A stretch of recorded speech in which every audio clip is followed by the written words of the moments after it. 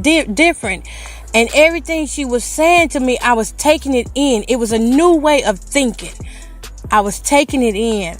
And I would apply it to my life. Just a normal conversation between a woman and a therapist. It was a normal conversation. It wasn't nobody trying to act like no doctor or nothing. She was cool. She wasn't trying to tell me, you don't need to be doing that or nothing like that. She would tell me alternative ways that I could do things and feel better. Because she said, the stress is pushing down on your spine too. And I was like, no, I didn't know that. She taught me things. And I started getting better at how I was responding to things. I got where I didn't want to throw stuff anymore. But that didn't stop me from throwing stuff though. It didn't stop me because I had to get more therapy than that. But that was the beginning of something new. When somebody told me how to do something different. It was the beginning. And I appreciate that woman to this day.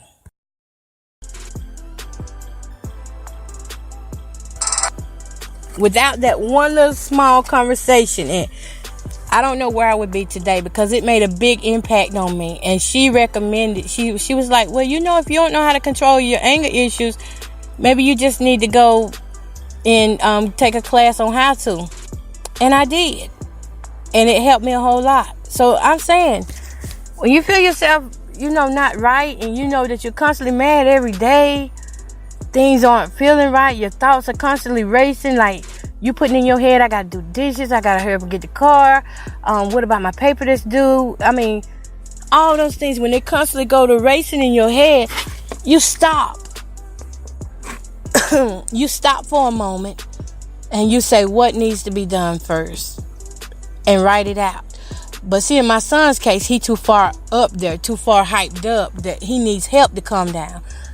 But when you feel it coming on, you can actually stop it. You can live a well life. You can be mentally well. They said I was mentally retarded. Completely, 100%. I think I saw that paper 99 point something. Mental retarded. They said I would not come out of this. Look at me. I done wrote a book. I write articles. I do radio. I do podcasts. Don't let the doctors be your last say to your condition. That's why I look for the best. That's why I don't worry about things, because I know what God has done for me. Now, did I stop there with my aggression? No. My aggression did not stop to exactly. Let me be honest with y'all. This month makes 5 years that my aggression has stopped and that I look at life different. And you know what it took? It took me losing my mind to wake up to something spiritually. The psychosis, the seeing things, I've done that all my life. And that's because that's what I was fed. I was fed that stuff, negativity. From the time I was a child, that's what people put in me. So then I started imagining it. If I feel like I'm starting to see stuff now, you know what I do? I speak that stuff down. I cast it down before it can get the best of me. No, I don't see nothing. Devil, you might as well go on. But I haven't really seen anything since I stopped entertaining the thought of it and all. I haven't seen anything. I haven't heard anything. If you tell yourself long enough that these are the things you're hearing and seeing, you will see it. You will hear it. So you have to be able to educate yourself and feed yourself better knowledge. Better knowledge than what you've learned over in the past. You have to be different from your friends. I mean, let me say that. You got to be different from your friends and your family. You got to be yourself. And sometimes that means taking a break away from everybody. Because I didn't know myself. I didn't know the real me. I knew I loved flowers. That's all I knew about me. I started learning a lot about me when I started teaching those Kiva classes 2 years ago. I learned that I'm just as bright as any professor out here. And that ain't no grandiosity, though. I just learned a lot when I was in college. When I did finally go back and get my GED in 2008. And I graduated as top of my class. Let me tell y'all, testimony time. All right. I graduated top of my class from Montgomery Community College. And then I went to CTU, Carolina Technical University College, for 4 years. I got my business degree, my marketing degree. I got my associate of science degree. So don't let people tell you that you are mentally retarded, that you will never know anything. You just use your experience to push for better for people. I didn't know I had a heart of compassion for people. I didn't know that. I knew I always wanted to be around people, but I didn't know that my heart was fixed in a way that I wanted to help people.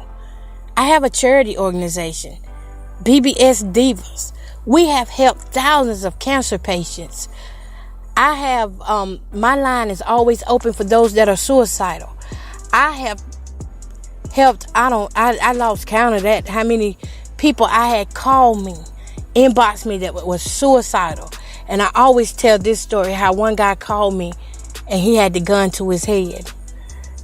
And I stayed on that phone with him 8 hours. I had the intelligence of the Holy Spirit. That's what I'm trying to tell you. When you look at this stuff in the natural and listen to what people tell you, you're going to miss your full potential. You can go through some mental challenging things, but you can also get through it. You can get through it and live what is normal to you. You don't have to have the house on the hill to be happy. And then again, you can't have the house on the hill and be happy if that's what you want. You know, don't let nobody tell you who you're supposed to be. Don't let folks intimidate you. Just like I see my son. I don't see him not recovering. I see him recovering. I see him recovering with bright ideas. That boy was spitting knowledge. I see him recovering in a different way and still going on and doing the things that he loved to do and you know, just being himself. It's a new awakening. When God breaks you down sometimes to humble you down to do the things that he has planned in your life. And that's what happened to me. I went all these years doing things my way, feeling so aggressive, feeling so much hate. Do you know how much hate I had in me?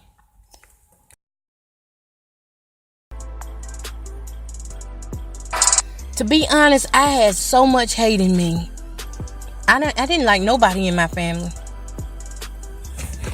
Listen at what I'm saying. I did not like nobody in my family. I really didn't want nobody coming to my house. Every time they came, they just irritated me.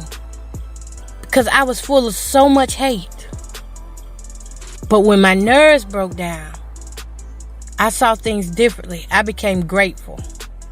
When I came back to reality, whoo, y'all, I'm trying to tell you, when I came back to reality, I said everything that I'm going through or that I have been through, God will get the glory out of all this. I stopped playing church. That helped me. I stopped playing church and I got for real.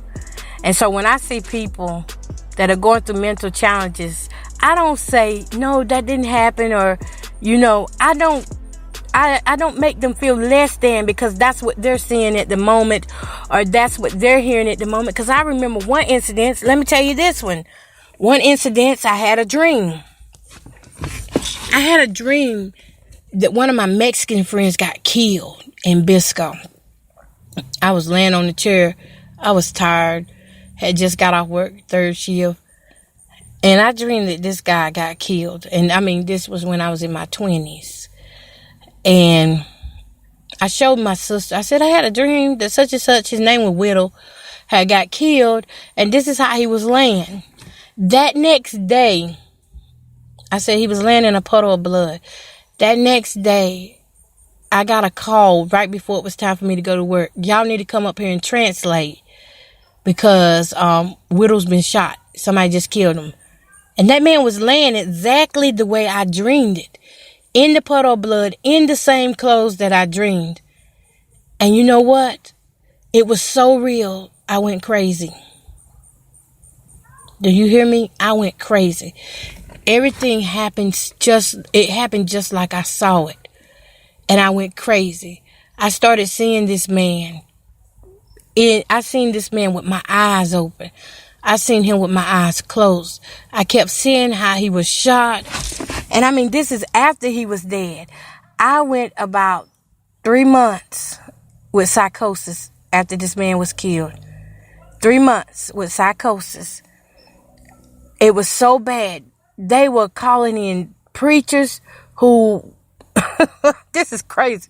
Let me tell y'all, I gotta tell y'all this part. Cause this is crazy. You know, they called my real mom, my biological mom, called in the preachers. And the preacher she called, I remember saying, he keeps telling me to come to the light, come to the light. And his light was actually death. That light was actually death. It was trying to get me to kill myself. That's what that light was. You hear me? It was actually death. And I was like, no. I can't go to the light. I'm scared. I can't go to the light. I had to sit in one spot for 3 months. For real. I couldn't hardly get up to go get nothing to eat. Sometimes I would sit there and pee on myself. I mean, this is how bad it was. That's how scared I was of that illusion. It was an illusion, and the hallucinations that came with it. I was so afraid. I stayed up under my daddy. If I did go to the bathroom or if I did eat something, somebody had to go with me. Somebody had to go with me to the bathroom. I remember I did not shower for about 3 weeks, 4 weeks, maybe a month. I was so scared. I was so scared out of my mind, y'all. My insides was shaking. And I did something. When I would do stuff, I would have to do it with somebody. But this one particular day, it got really bad. The fear got really bad. Because didn't nobody take me to no doctor or nothing. You know, you'd think they'd be like, well, she's going through anxiety or something. I didn't even know what anxiety was back then. And that's what I was having, anxiety and panic attacks. That's what it was. And nobody said take her to a doctor. Instead, they said call the preacher. Because this what happened this particular day. I was in my mom's house. And I saw him in the window. And he was saying, come to me. Come to me. That's what he kept saying.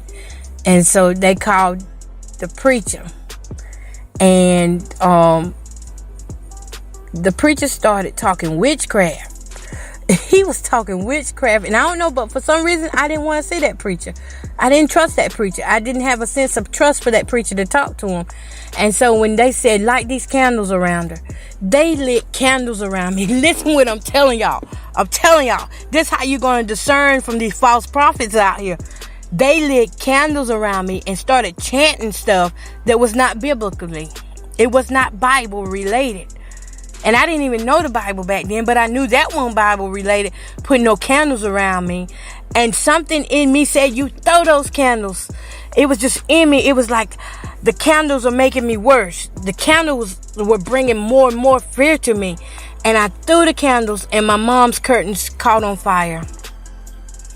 And they had to put it out and they had to take me outside. And I remember screaming, get them out of here. I don't trust them. Get them out of here.